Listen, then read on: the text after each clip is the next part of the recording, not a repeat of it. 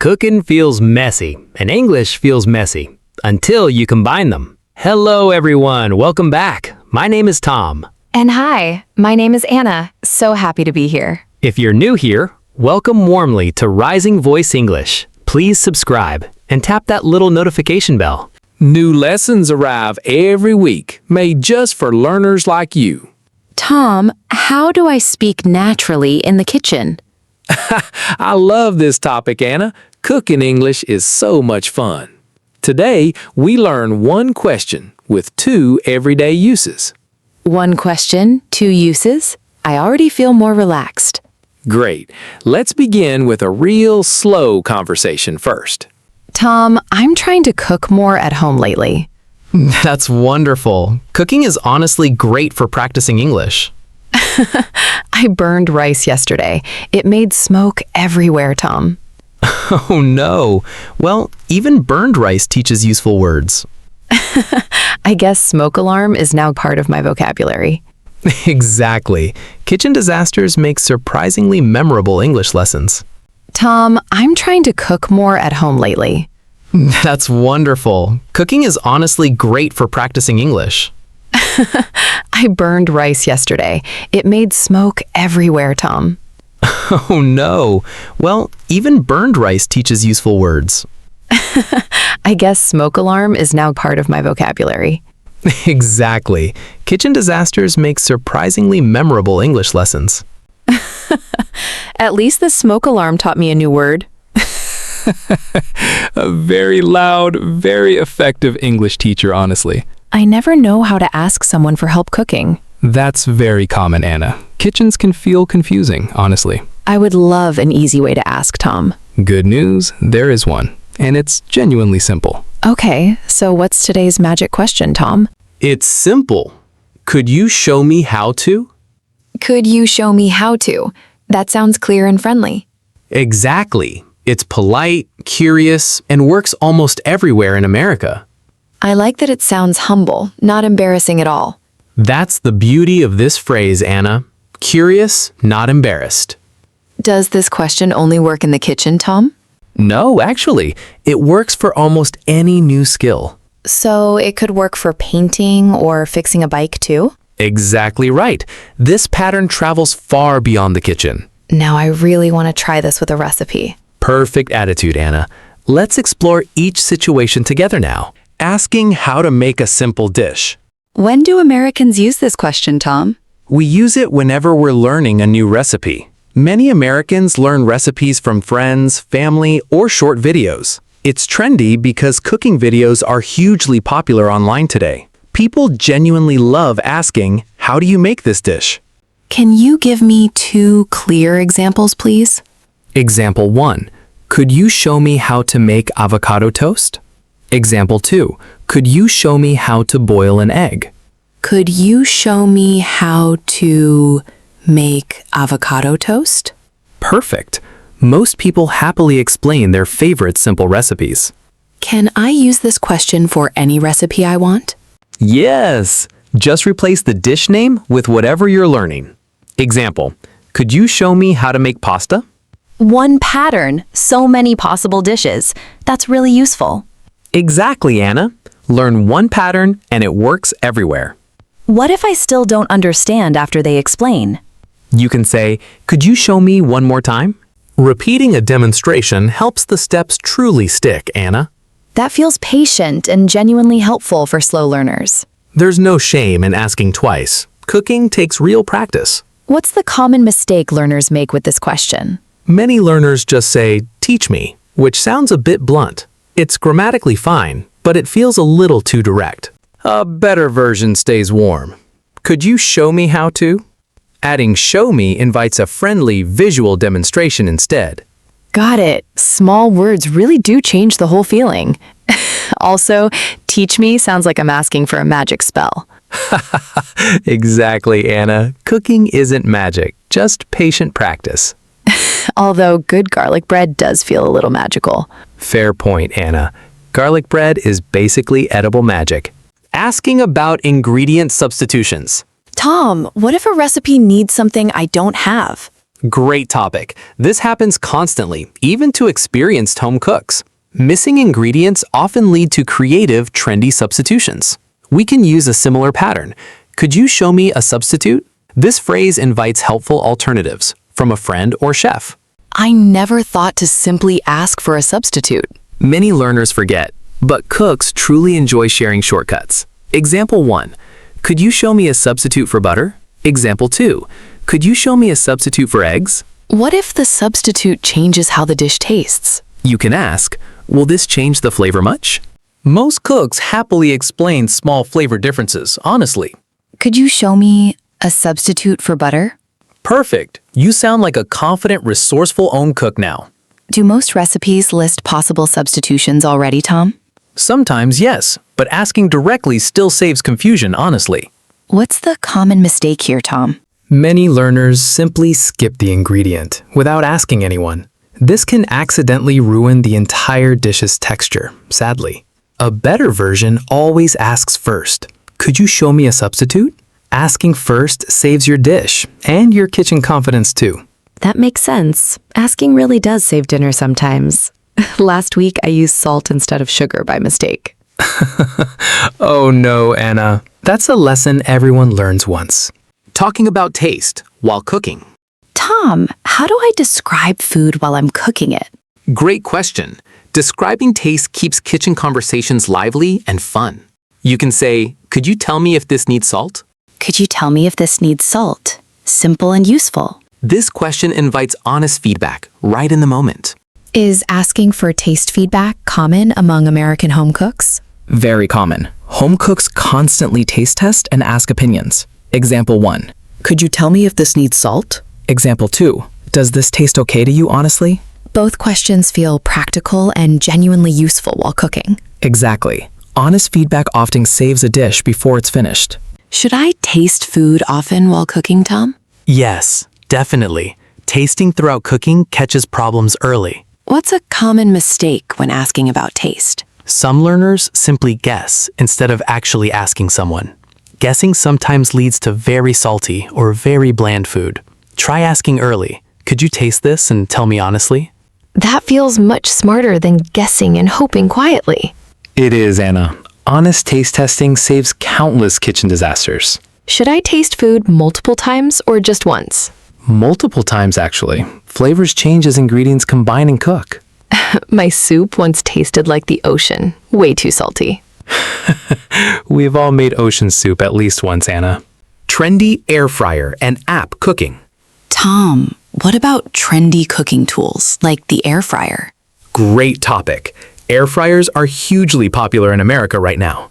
People use them for quick, crispy meals without much oil. You can ask, could you show me an air fryer recipe? This question often leads to a fun, trendy conversation. I've seen so many air fryer videos on social media. They're everywhere. Short recipe videos make cooking feel approachable. Example 1. Could you show me an air fryer recipe? Example 2. How long does this need in the air fryer?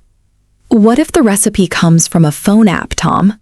The same question still works perfectly, even through a screen.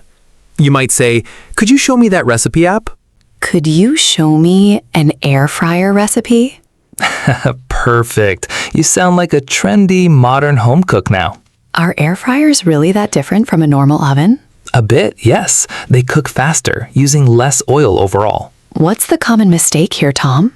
Many learners guess cooking times instead of checking carefully. Air fryers cook fast, so guessing can burn your food. A better version always checks, how long does this need? That feels much safer than guessing and hoping for the best. It is, Anna. Trendy tools still need careful, clear questions. Do you think air fryers will stay popular, Tom? Honestly, yes. Crispy food without much oil sells itself. Kitchen safety while cooking together.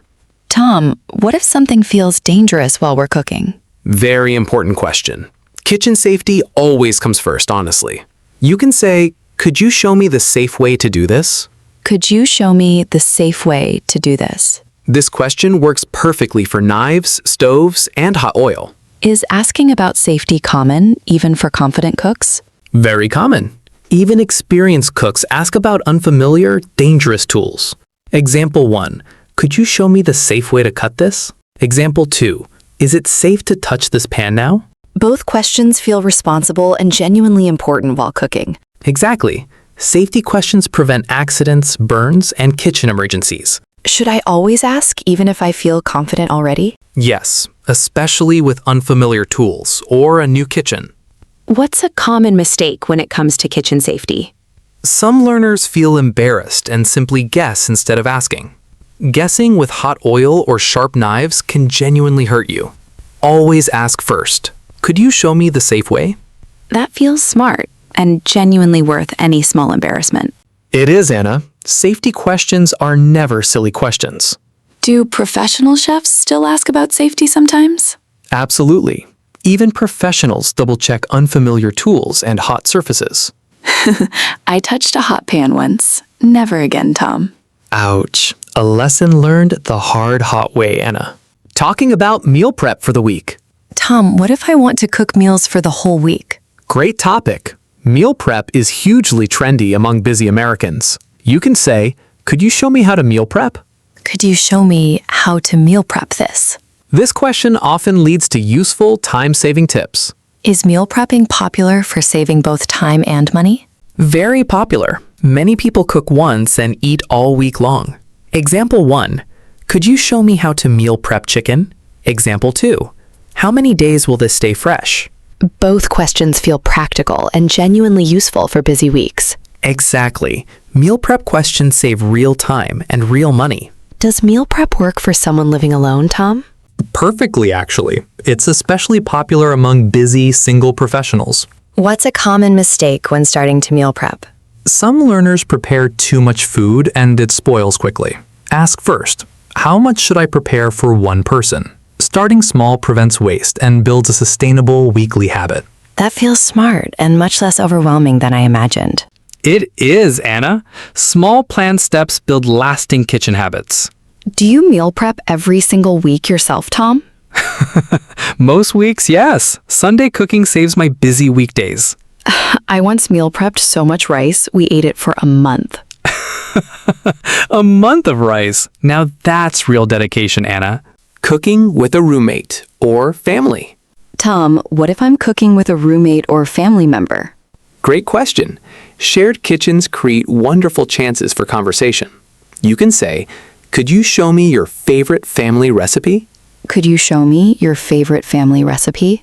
This question often uncovers wonderful personal cooking stories. Is sharing family recipes a common trendy topic today? Very trendy. Many social media creators share family recipes proudly. Example 1. Could you show me your favorite family recipe? Example 2. Where did you learn to cook this dish? Both questions feel warm and genuinely connect people together. Exactly. Food stories often reveal culture, history, and real memories. Do most people enjoy sharing their family recipes, Tom? Almost always, yes. Sharing food stories feels genuinely rewarding. What's a common mistake when cooking with someone else? Some learners stay quiet, missing a chance for a real conversation. Try asking, can I help you with anything right now? Offering help builds connection faster than working silently alone. That feels warm and genuinely brings people closer together. It does, Anna. Shared kitchens build shared, lasting memories. Should I write down recipes people share with me? Definitely. Written recipes become treasured keepsakes over time. My roommate taught me her grandmother's soup recipe last week. That's beautiful, Anna. Recipes carry stories across generations. Your turn, Tom. Let's slow it all down together. Okay, repeat after me, everyone watching at home. Could you show me how to make avocado toast? Could you show me a substitute for butter? Could you tell me if this needs salt? Could you show me how to meal prep this? Could you show me your favorite family recipe? Great. Now try saying these sentences out loud yourself. Pause the video here and repeat each line 3 times. Repetition really helps these sentences feel automatic and natural. Exactly right. Your mouth learns through practice, not just thinking. Can we do one more full round, Tom, please? Of course, Anna. Practice is always welcome on this channel. Could you show me an air fryer recipe, please? Could you show me the safe way to cut this? Could you show me how to meal prep chicken? Could you show me your favorite family recipe? Could you show me the safe way to cut this? Beautifully said, Anna. That sounded confident and very clear. Thank you, Tom. This lesson feels really useful today. One final line, everyone. Say it proudly, right now. Could you show me how to make this dish? Perfect. I feel ready for my next cooking adventure now. Let's recap everything we learned together today, Tom. Sure. We learned one core question, used in several ways. First, asking how to make a simple dish. Second, asking politely about ingredient substitutions. We also learned to ask honestly about taste while cooking. And we learned trendy phrases for air fryers and recipe apps. We also learned important phrases for staying safe in the kitchen. We also learned phrases for meal prepping and family recipes. Exactly, Anna. Curiosity and safety travel together in the kitchen. This lesson felt practical, funny, and genuinely delicious, Tom. That's always our goal here. Real English for real life. Cooking really does make English feel less like homework. Exactly, Anna. Real life is always the best classroom. I can't wait to practice all of this tonight. Today, we learned how to talk confidently in the kitchen. Please subscribe to Rising Voice English for more lessons. I am a self-taught learner and I am rising. Me too, and so are you, watching right now. Try one new question during your very next cooking session. Share this video with a friend who loves cooking too. Anna, will you cook something new this week, Anna? Yes, I want to try avocado toast without burning anything. That's a great goal, Anna. Small, safe steps first. No more ocean soup and no more hot pans, Tom. A wise decision. Real practice always builds real confidence. And if I feel nervous, that's perfectly okay too. Absolutely fine. Nerves simply mean you are growing bravely. Every confident cook wants burn something, just like you. That's a comforting thought to carry with me today. Do you have a favorite kitchen memory, Tom, personally? I once asked a stranger how to fix my sauce. We ended up cooking together for the entire afternoon. See? One small question really can lead somewhere wonderful. Exactly, Anna. Kitchens build conversations and lasting, warm friendships. I love thinking about English that way, honestly. A shared meal really can open real conversations. It truly can, Tom. Built from one small, curious question. Tom, any final advice before we say goodbye today? Yes, ask questions calmly, laugh at your mistakes, and keep cooking. Most cooks genuinely enjoy helping curious, hungry beginners. I will remember that, Tom. Thank you for this lesson. It was truly my pleasure, Anna, as always. Cooking feels a little less scary after learning all this. It really does, Anna. Confidence grows through small, tasty questions. Soft. Comment below and share your favorite phrase from today. We truly love reading your comments and your progress. Any last cooking tip before we go, Tom? Yes, keep a towel nearby, always, for happy little accidents. Wise words, Tom. Kitchens are wonderfully happily messy places. Learning English is a slow journey, not a quick race. Small, steady steps always lead somewhere wonderful, eventually. So keep practicing, keep smiling, and keep showing up. Thank you so much for learning with us today. See you in the next Rising Voice English lesson. Take care, everyone. Keep speaking and keep rising.